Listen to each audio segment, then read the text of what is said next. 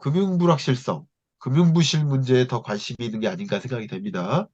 뭐 그것이 어떤 영향을 미쳤는지 한번 설명드려 볼게요.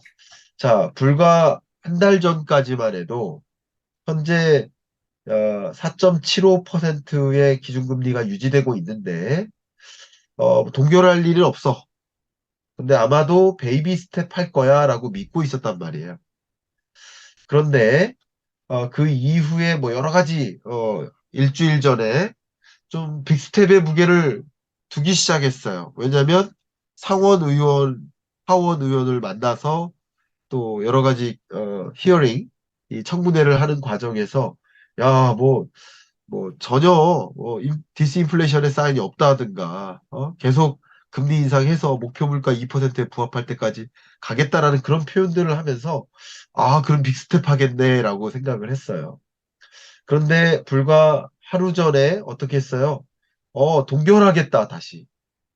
왜요? 금융부실 문제 때문에. 그죠? 실리콘밸리 뱅크의 파산과 그것으로 인해서 이것에 무게를 두기 시작했던 거예요. 그러다가 조금 더 다시 베이비 스텝 인상은 해야 되겠다라는 왜냐면 물가가 확실히 잡힌 건 아니니까 물가를 두고 긴장한 모습이다라고 보는 거죠. 금융부실에 더 신경을 쓰였다가 물가라는 것이 발표되니까 그거에 더 신경을 쓰면서 아, 물가가 완전히 잡힌 그 사인은 아니네. 5%대를 찍었으면 몰라도 아직도 6%의 숫자를 기록하는 걸 보고 그런 판단이라고 볼 수 있겠습니다. 자, 근데 지금부터 제가 보여드리고 싶은 게 이거예요. 바로 금융불안 정도죠. 제가 한 가지 이 부분 강조할게요. 금융불안, 결국 시스템적 리스크로 다시 증폭되나 하는 질문이 던져지고 있는 거예요. 지금 가장 빨리 우리가 확인할 수 있는 그 금융불안의 정도를 어, 빅스 지수로 확인할 수 있을 것 같아요. 변동성이죠. 혹은 우리가 얼마나 공포감을 느끼나 그걸 보여주는 지표라고 볼 수 있는데 이 값이 근래 들어 이렇게 급등했어요. 어, 불과 한 일주일 사이 이렇게 급등했어요. 네. 이게 바로 실리콘밸리 뱅크의 파산 그리고 그것으로 여러 금융부실 위험이 전이될 가능성이 있다.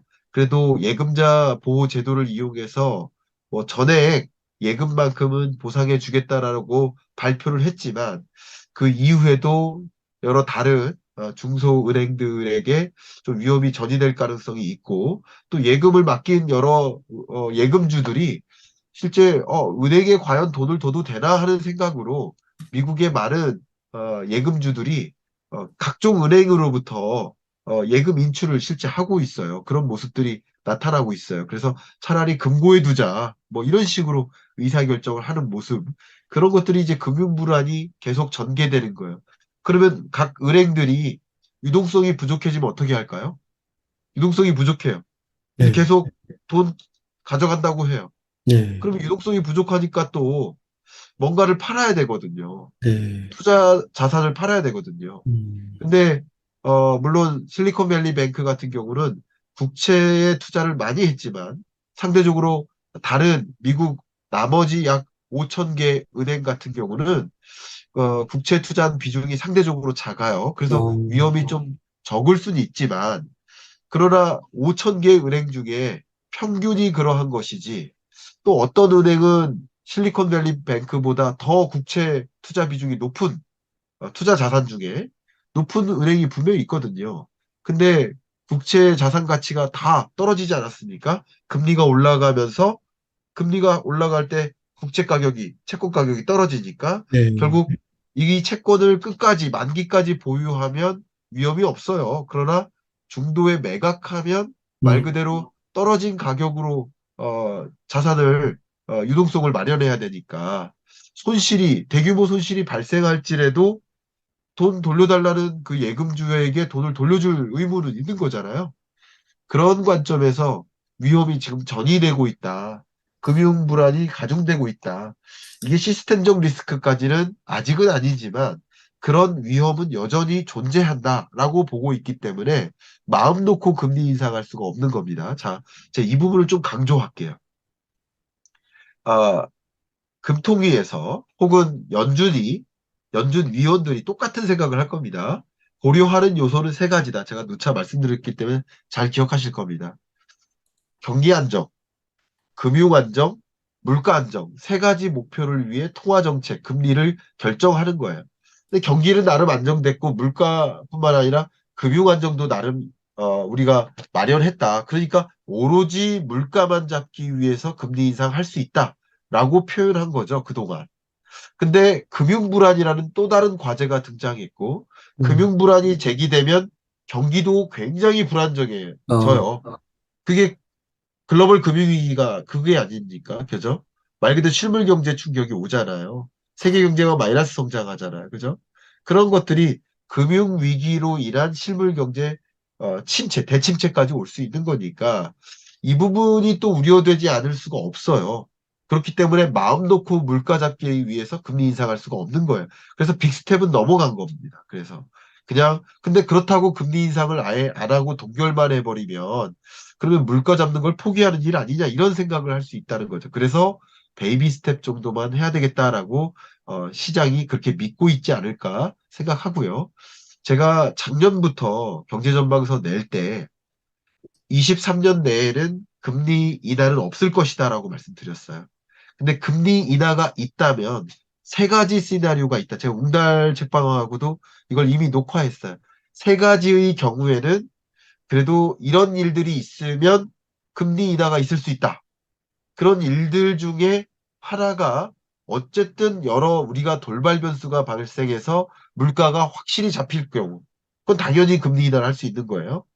두 번째, 세 번째가 중요한데 그 두 번째만 지금 말씀드릴게요. 시간 관계상. 그 두 번째가 뭐냐면 어떤 경우에서 시스템적 리스크가 발생하면 그때는 다른 거 안 보고 일단 시스템적 리스크에 대응하기 위해 움직일 것이다. 라고 말씀드렸어요. 그러니까 그런 일이 발생할 가능성이 점증된 거예요. 지금 이 순간. 네. 예를 들면 2008년 글로벌 금융위기 때도 FMC 회의가 8번 있어요. 1년에. 근데 정례 회의가 아닌 긴급 소집 회의를 열어서 금리를 B컷으로 인하한 적이 있습니다. 그게 시스템적 리스크를 발견하고 단행한 거예요. 역시 이번에도 2020년 팬데믹 위기 때도 3월 달에 긴급 소집 회의를 열어서 B컷 0.5%포인트 B컷의 금리 인하를 한 적이 있어요. 그것은 말 그대로 시스템적 리스크, 경제가 붕괴되니까 그건 막아야 된다 하면서 금리를 대폭으로 인하했었던 겁니다. 역시 이번에도 우리가 이걸 예의주시하면서 만약에 이게 시스템적 리스크로까지 번질까? 아니면 정말 몇 개 중소은행의 파산으로 끝날까?